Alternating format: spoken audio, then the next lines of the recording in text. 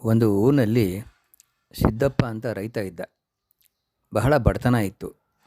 ಏನೋ ತಾಪತ್ರಯಗಳಿಂದ ಆತ ತನ್ನ ಹತ್ತಿರ ಇದ್ದಂತಹ 2 ಎಕರೆ ಹೊಲವನ್ನು ಊರಿನ ಶೆಟ್ಟರಿಗೆ ಅಡವಿಟ್ಟು ಸಾಲ ಪಡೆದಿದ್ದ. ಆದರೆ ಆತನ ತಾಪತ್ರಯ ಮಾತ್ರ ತೀರಲೇ ಇಲ್ಲ. ಕಡೆಗೆ ಸಾಲ ತೀರಿಸಲಾಗದೇ, ಬಡ್ಡಿನೂ ಕೊಡಲಾಗದೇ ಕೊಟ್ಟಿದ್ದ ಸಾಲಕ್ಕೆ ಆ ಹೊಲವನ್ನು ಶೆಟ್ಟಿಗೆ ಬಿಟ್ಟು ಕೊಡಬೇಕಾಯಿತು. ಬೇರೇನೂ ದಾರಿ ಕಾಣದ ಸಿದ್ದಪ್ಪ ತನ್ನ ಹೊಲವನ್ನು ಶೆಟ್ಟಿಗೆ ಬಿಟ್ಟು ಕೊಟ್ಟುಬಿಟ್ಟ. ಈಗ ಸಿದ್ದಪ್ಪನ ಹತ್ತಿರ ಉಳಿದಿದ್ದು ಒಂದು ಒಳ್ಳೆಯ ಉತ್ತಮ ಜಾತಿಯ ಹಸು ಮಾತ್ರ. ಅವನು ಅದರ ಹಾಲನ್ನು ಅದೇ ಶೆಟ್ಟರಿಗೆ ಮಾರಿಬಿಟ್ಟು ಮನೆಗೆ ಬೇಕಾದಂತಹ ಸಾಮಾನುಗಳನ್ನು ಖರೀದಿಸ್ತಾ ಇದ್ದ. ದಿನವೂ ಹೀಗೆ ನಡೀತಾ ಇತ್ತು. ಶೆಟ್ಟಿಗೆ ಯಾವಾಗಲೂ ಈ ಸಿದ್ದಪ್ಪನ ಹಸುವಿನ ಮೇಲಿನ ಕಣ್ಣು. ಅದನ್ನು ಹೇಗಾದರೂ ನಾನು ದಕ್ಕಿಸ್ಕೊಂಡ್ಬಿಡಬೇಕು ಅಂತ ಆತನ ಆಲೋಚನೆ. ಅದನ್ನೊಂದು ದಕ್ಕಿಸ್ಕೊಂಡು ಬಿಟ್ಟರೆ ತನ್ನ ಅಂಗಡಿಯಿಂದ ಸಾಮಾನುಗಳನ್ನು ಕೊಡುವಂತಹ ಪ್ರಮೇಯವೇ ಬರುವುದಿಲ್ಲ ಅನ್ನೋದು ಸಹ ಅವನ ಒಂದು ಕುವಿಚಾರ ಆಗಿತ್ತು. ಒಂದು ದಿವಸ ಇಡೀ ಪೂರ್ತಿ ಜಡಿ ಮಳೆ ಸುರಿಯಿತು. ಹಸುವನ್ನು ಹೊರಗಡೆ ಎಲ್ಲೂ ಮೇಯಕ್ಕೆ ಬಿಡಲಿಕ್ಕೆ ಆಗಲಿಲ್ಲ. ಸಿದ್ದಪ್ಪನಿಗೆ ನಾಳೆಯ ಚಿಂತೆ ಆಯಿತು. ಹುಲ್ಲು ಸಿಗದೇ ಇರೋ ಕಾರಣ ಬೆಳಗ್ಗೆ ಹಾಲು ಕೊಡುತ್ತದೋ ಇಲ್ಲವೋ ಏನೋ ಹೇಗೋ ಅಂತ ರಾತ್ರಿ ನಿದ್ದೆ ಬರದೆ ಉರುಳಾಡಿಕೊಂಡಿದ್ದ. ಇತ್ತ ಕಡೆ ಹಸಿವು ತಡೆಯಲಾರದಂತಹ ಹಸು ತನ್ನನ್ನು ಕಟ್ಟಿದ್ದಂತಹ ಹಗ್ಗವನ್ನು ಕಿತ್ತುಕೊಂಡು ಅದೇ ರಾತ್ರಿ ಶೆಟ್ಟರ ಹೊಲದಲ್ಲಿ ಮೇಯತೊಡಗಿತು. ಸಿದ್ದಪ್ಪನಿಗಿದ ಅರಿವೇ ಇಲ್ಲ. ಮರುದಿನ ಬೆಳಗ್ಗೆ ಶೆಟ್ಟಿ 4 ಜನರ ಕರೆದುಕೊಂಡು ಬಂದು, ನಿನ್ನ ಹಸು ನೆನ್ನೆ ರಾತ್ರಿ ನನ್ನ ಹೊಲದಲ್ಲಿ ಮೇಯ್ದಿದೆ. ಕಷ್ಟಪಟ್ಟು ಬೆಳೆದಿದ್ದಂತಹ ಬೆಳೆಯೆಲ್ಲ ನಾಶವಾಗಿದೆ. ಇದಕ್ಕೆಲ್ಲ ನಿನ್ನ ಹಸುವೇ ಕಾರಣ ಅಂತ ಜೋರು ಮಾಡ್ದ. ಸಿದ್ದಪ್ಪನಿಗೆ ಏನು ಹೇಳಬೇಕು ಅಂತ ಗೊತ್ತಾಗಲಿಲ್ಲ.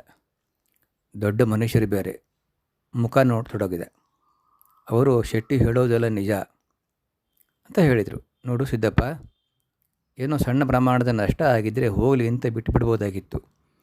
ಆದರೆ 200 ವರಹಗಳಷ್ಟು ನಷ್ಟ ಆಗಿದೆ. ಅದಕ್ಕೆ ಹೆಚ್ಚು ರಗಳೆ ಮಾಡಬೇಡ. ನೀನು ನಿನ್ನ ಹಸುವನ್ನು ಶೆಟ್ಟರಿಗೆ ಕೊಟ್ಟುಬಿಡು.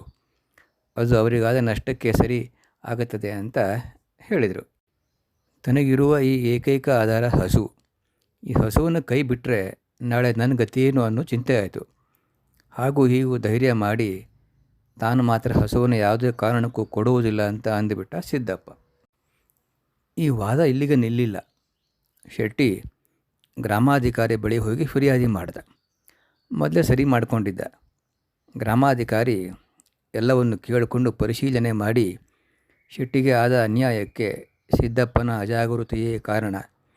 ಅದಕ್ಕೆ ಆತ ಹಸುವನ್ನು ಆ ಶೆಟ್ಟಿಗೆ ಕೊಟ್ಟುಬಿಡಬೇಕು ಅಂತ ನ್ಯಾಯ ತೀರ್ಪನ್ನು ಕೊಟ್ಟ.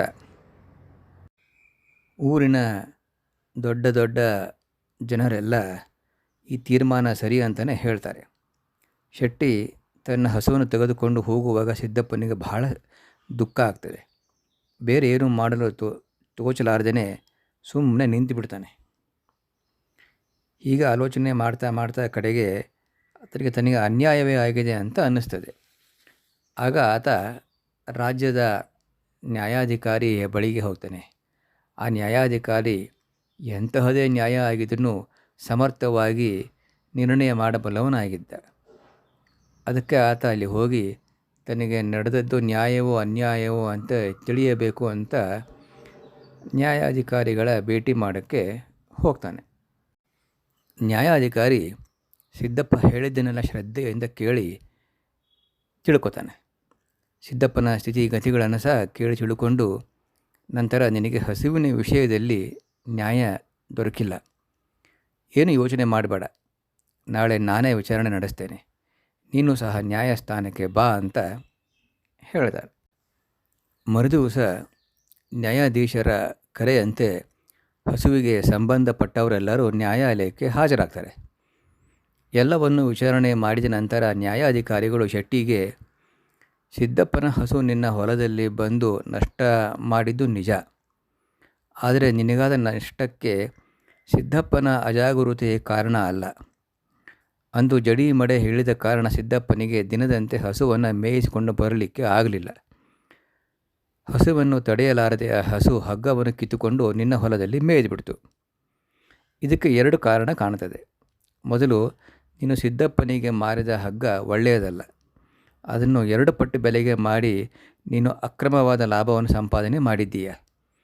ಎರಡನೆಯದಾಗಿ ನಿನ್ನ ಹೊಲಕ್ಕೆ ಬೇಲಿನೇ ಇಲ್ಲದ ಕಾರಣ ಸಿದ್ದಪ್ಪನ ಹಸುವೇ ಅಲ್ಲ, ಯಾವುದೇ ಹಸುವಾದರೂ ಬಂದು ದನ ಕರುಗಳು ಬಂದು ನಿನ್ನ ಹೊಲದಲ್ಲಿ ಮೇಯಬಹುದು, ಬೆಳೆಯ ಪೈರಿಗೆ ನಷ್ಟ ಮಾಡಬಹುದು. ನೀನು ಸಿದ್ದಪ್ಪನಿಗೆ ಸರಿಯಾದ ಗಟ್ಟಿಯಾದಂಥ ಹಗ್ಗವನ್ನು ಕೊಟ್ಟಿದ್ದರೆ ಆ ಹಸುವಿಗೆ ಅದನ್ನು ಕಿತ್ತುಕೊಂಡು ಬರೋಕ್ಕೆ ಆಗ್ತಾ ಇರಲಿಲ್ಲ. ಬೇಲಿ ಹಾಕಿದರೆ ಬೇರೆ ಎಲ್ಲಾದರೂ ಮೇಯ್ತಾ ಇತ್ತು. ತಪ್ಪೆಲ್ಲ ನಿಂದೇ ಇದ್ದಾಗ ಆ ಸಿದ್ದಪ್ಪನಿಂದ ಅನ್ಯಾಯವಾಗಿ ಹಸುವನ್ನು ಕಿತ್ತುಕೊಂಡಿದ್ದು ಮಹಾ ತಪ್ಪು.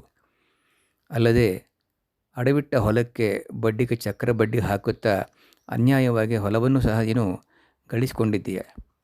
ಅದಕ್ಕೆ ಈಗ ನೀನು ಆ ಹೊಲ ಮತ್ತು ಹಸುವನ್ನು ಸಿದ್ದಪ್ಪನಿಗೆ ಒದಗಿಸತಕ್ಕದ್ದು ಅಂತ ಹೇಳಿ ನಿರ್ಣಯವನ್ನು ಹೇಳ್ತಾರೆ. ನ್ಯಾಯಾಧೀಶರ ತೀರ್ಪನ್ನು ಕೇಳಿಬಿಟ್ಟು ಶೆಟ್ಟಿಯ ಮುಖ ಕರ್ರಿಗೆ ಇಳಿದೋಗುತ್ತೆ. ಬಡವ ಸಿದ್ದಪ್ಪನ ಮುಖದಲ್ಲಿ ನಗೆ ಮೂಡುತ್ತೆ. ಆತ ನ್ಯಾಯಾಧಿಕಾರಿಗಳಿಗೆ ನಮಿಸಿ ಹೊರಟು ಹೋಗ್ತಾನೆ. ಶೆಟ್ಟಿ ಹೊಲ ಮತ್ತು ಹಸುವನ್ನು ಬಿಟ್ಟು ಕೊಡಬೇಕಾಗತ್ತೆ. ದುರಾಸೆಗೆ ತಕ್ಕ ಫಲವನ್ನು ಉಣ್ಣಬೇಕಾಗತ್ತೆ. ಸ್ನೇಹಿತರೆ, ನಿಮಗೆ ಈ ಕಥೆ ಇಷ್ಟ ಆದರೆ ಒಂದು ಲೈಕ್ ಮಾಡಿ ಹಾಗೂ ಹೊಸ ಹೊಸ ಕಥೆಗಳಿಗಾಗಿ ಸಬ್ಸ್ಕ್ರೈಬ್ ಮಾಡಿರಿ.